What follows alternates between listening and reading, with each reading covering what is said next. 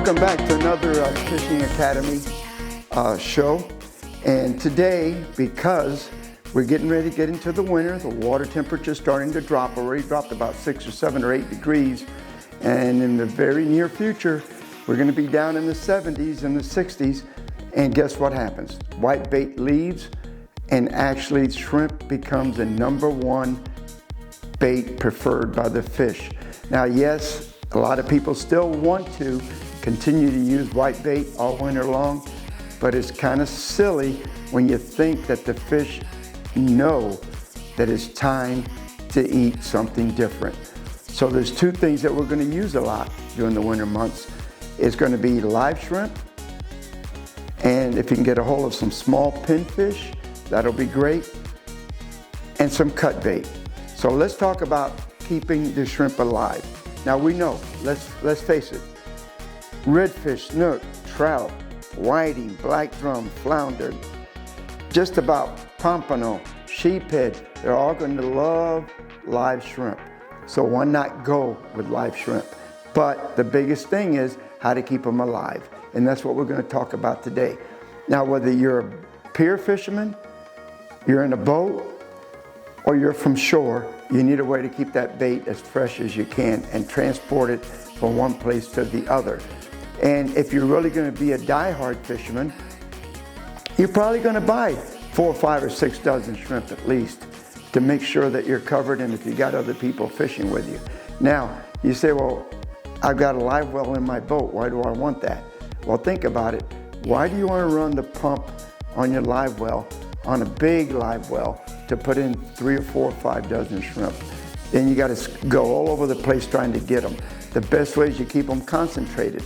Now, what we do here is, I have 2 buckets. I have a 3-gallon and I have a 5-gallon bucket that I can set up as a good live bait well.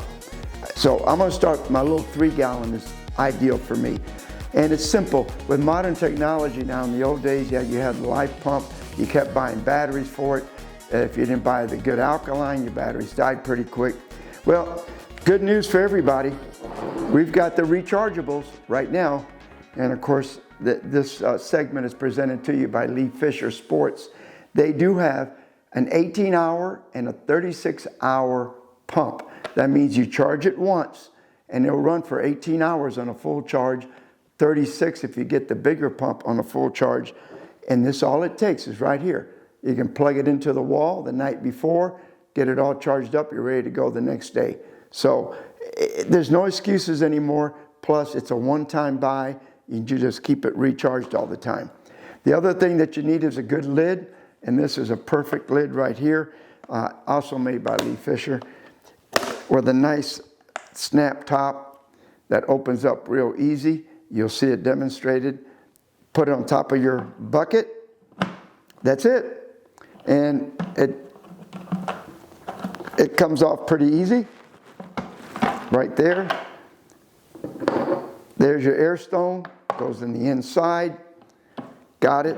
Now, one little add-on. Like they said, there's always a little goodie that you should have. I'll be honest with you. I love this part right here.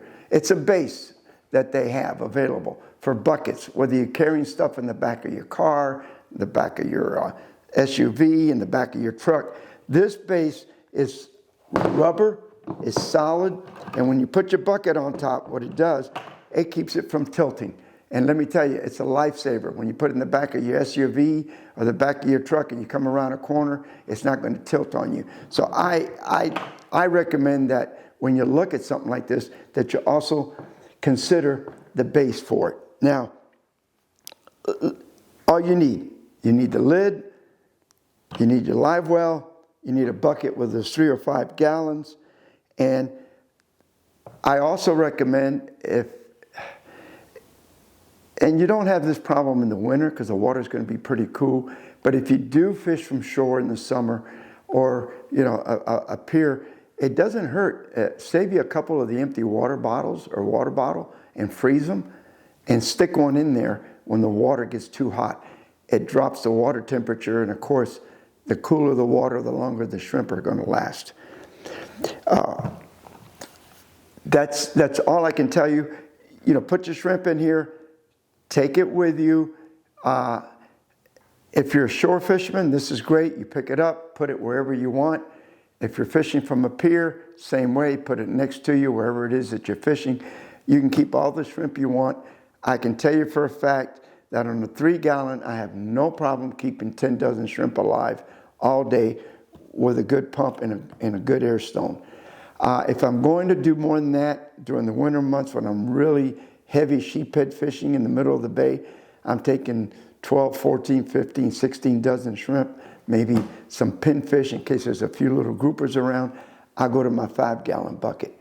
But overall, I found out that the 3-gallon bucket works the best for me, and it might for you, you know, okay? Now, the other thing too is, you have the shrimp, you found the spot you want to go to. I like to hook my shrimp through the bottom of the tail up. And the reason for that is when he's on the bottom, and I usually use either a jig head, I'll use a lot what is called a yellowtail jig, 1/8 of an ounce. It's nothing but a 1/0 or a 2/0 hook with a lead that's actually put on the shank, and the 1/8 ounce works perfect. Or you can use a regular 1/0 or a 2/0 hook with a split shot, number 4 split shot, about right just above the eye of the hook. Either one will work to keep the shrimp on the bottom. In the winter, these fish, the redfish, the flounder, your whiting, your black drum, they're all going to be feeding on the bottom. So you want to keep that bait on the bottom. Also in the winter months, the best time to fish, of course, is going to be around docks, around structure, because docks radiate heat from the sun. As that heats up, the rocks will get the sunlight, radiate heat, and that will draw fish to it. So remember these little things that I'm covering with you. All right, here's everything I've been talking about. This is actually on the water. I brought my little 3-gallon bucket today. There's my lid. There's my aerator. And this is the 18-hour one because I'm only going to be out about 6 or 7 hours today, so that's plenty. And what I like about this, it was easy. I got everything in here. Here's all my shrimp right here. Easy to get to, easy to carry, and I got the base. And what this base does, it keeps it from tilting over. That's one of the problems with most buckets. You hit a wave, you bump into it, and they have a tendency to want to flip over. So I recommend that when you look at getting a bait bucket like this, you always get the base for it.